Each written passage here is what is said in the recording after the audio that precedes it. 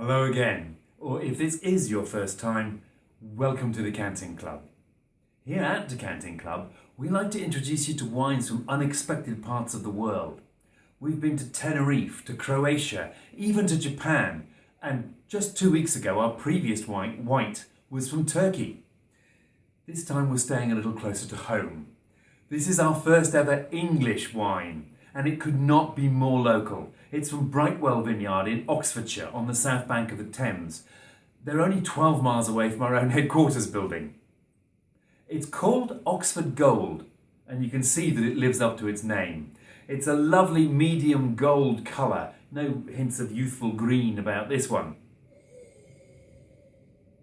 Lovely aromatic nose, filled with wild flowers, laid over tropical fruit, pineapple and not too ripe mango. Some baked apple behind that, and then a definite note of honey. Despite the tropical fruit and the honey, it doesn't actually smell all that sweet.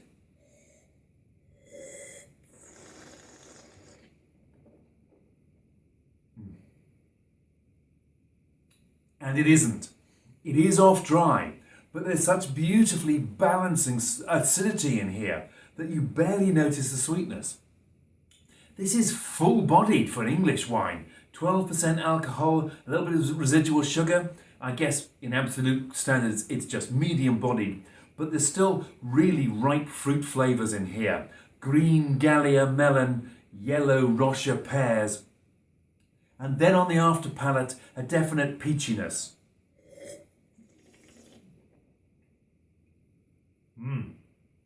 Almost a downy peachiness.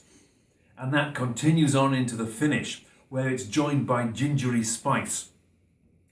The finish is remarkably long, and then ends on an intriguing sort of gunflinty note, which is even more noticeable, by the way, in the empty glass, when the smell of it. This is not your typical English still white.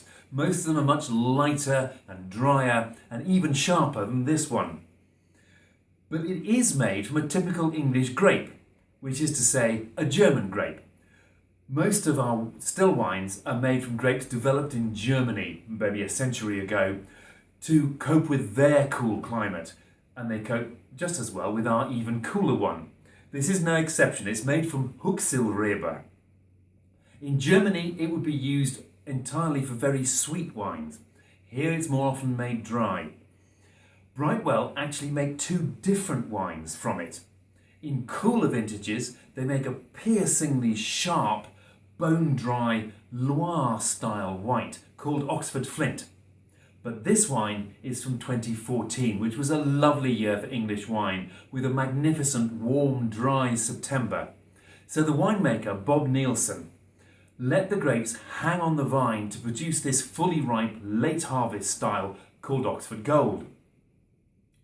Although it is called Oxford Gold, it is not all that sweet, and the label even has dry written underneath it, just to reassure people that they're not, despite the name, getting something cloyingly sweet.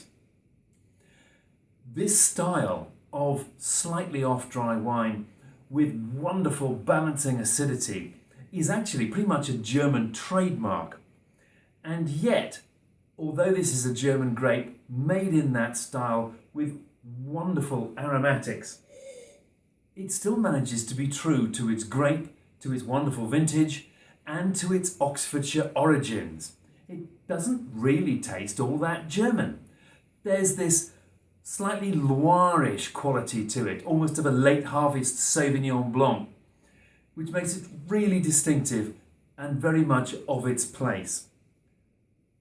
It's full of flowers and summertime, and I can't think of a better way to celebrate the fact that the sun has just come back out. Cheers!